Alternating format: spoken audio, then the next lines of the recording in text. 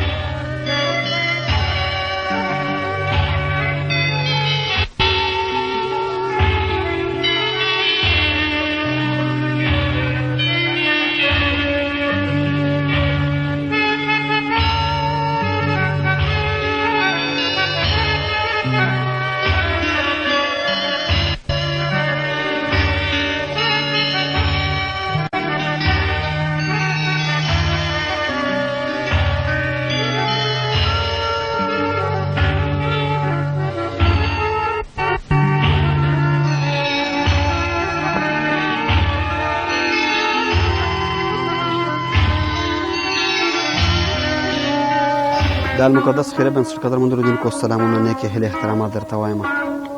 دوستانو سخت وخت دی او په سخت وخت کې باید یو مسلمان بل مسلمان ته د ورورۍ لاس ورکړي او تر کومه چې وسه کېږي باید د یو بل سره مرسته وکړي هر انسان په خپل وس باندې پټ دی څو ورځې مخکې موږ راغلو او د دغه ورور په اړه راته ډېرو خلکو وویل چې دلته یوه اړمنه کورنۍ ده او څو شپې نارې تېرې کړي دي موږ راغلو ویډیو مو وکړه او د دغه حال احوالو معلومات مو ټولو درنو لیدونکو ته په سکرین باندې ورکړو یو ورور د فرانس نه 20,000 کلدارې مرسته وکړه بل ورور د کابل ولایت نه 10,000 افغانۍ مرسته وکړه او همدارنګه بل ورور هم چې یو تنکی ځوان هغه هم د کابل نه 3,000 کلدارې مرسته وکړه او یو ورور د جلال آباد د ښار نه 1000 افغانۍ او دغه یو جوړ کالي د دغه ورور دپاره او دغه یو کورتۍ د دغه ورور دپاره خدای د ټولو په عمرونو کې برکتونه واچوي قدرمنو دوستانو ما درته مخکې وویل چې اسلامي همدردي او اسلامي ورورولي هم دې ته ویلی شي چې باید په دغسې سخت وخت کې یو بل ته لاس ورکړو که یو غړپ اوبه هم د چا د وسې کېږي باید یو بل ته یې ورکړو ځکه چې دنیا چې د هر چا نه پاتې ده دا وګوره دغه پیسې د دغه پیسو د وجې د دغه کاغذونو د وجې د دغه بچیانو څو شپې نهارې تېرې کړې دي دوستانو ډېره د خوشحالۍ خبره ده چې نن په دغه روپو باندې جمله روپۍ چې وې 3,000 کلدارې وې د دوه نو مرسته 20,000 د یو 3,000 کلدارې د بل او 11,000 افغانۍ 11,000 افغانۍ مو هم را کلدارې کړې د هغې نه 1,680 کلدارې جوړې شوې ټولې روپۍ شوې 54,680 په دې کې مو د 3,300 روپو دغه خوراکي توکي ول واخیسته چې 2 د وړو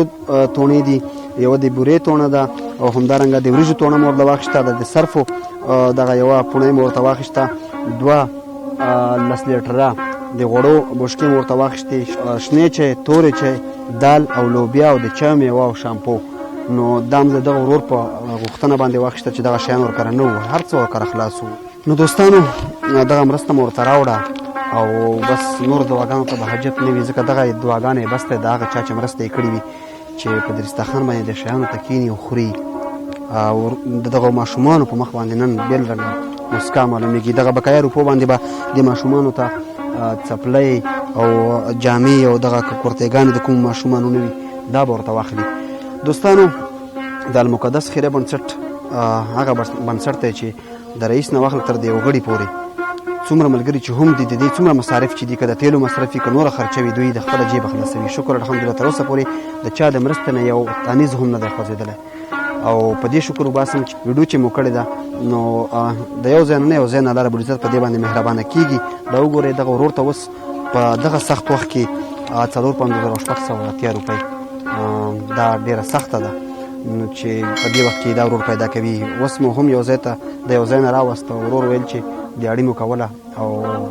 نن خفه وم، ما ویل که د دیاړي روپۍ دې کس راته مخکې راکړې نو زه به دې بچو له یو څه ورباندې راوړم، په دیاړۍ باندې به څه وشي. راځئ دغه ورور ته دغه روپۍ هم لاس په لاس ورکوم او یو څو لنډې خبرې ورنه اورم. 2 3 4 د 5 د 6 د 7 د 8 د 9 د 10 د 11 د 12 د 13 د 14 د 15 د 16 د 17 د 18 د 19 د 20 د 21 نیم زره. اعوذ بالله من الشیطان الرجیم. چا چې هر هیواد نه مرسته کړي د هغه د ډېر کور ودانې هغه څه د الله پاک مرسته وکړي چې ما سې مرسته کړې ده. او بقایا وروره جانې ډېر بېوسه او بېڅوکه او بې دغه یم. تاسې د کور ډېر ودانې زما خو ډېر خوار ورځ وه وروره جانې، ډېر بد حالات دی په ما باندې. دغه شیونه چې څو خلاصېږي دغه وخته پورې زه نور کار کولی شم وروره جانې، هغه پورې خواري او محنت کومه چې ما ته لږ څه لاسته راشي. تاسو چې ما سره کومک کوئ ستاسو د ډېر کور ودانې الله پاک د تاسو سره کومک وکړي. دغه فرانس والا چې کوم یو ما سره مرسته کړې او دغه کابل دورونو چې کومه مرسته ما سره کړې او جلال آباد کې چې کوم ورور ما سره مرسته کړې الله پاک د هغه سره مرسته وکړي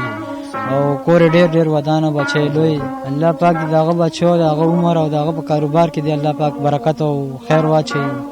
او تاسو تل خوشحاله او آباد اوسئ وروره. الله پاک مو خراب او کامیاب اوسئ. ډېره مننه قدرمن دوستانو، خپلې مرستې زموږ سره جاري وساتئ او موږ به یې دغسې کورنیو ته همیشه لاس په لاس رسوو.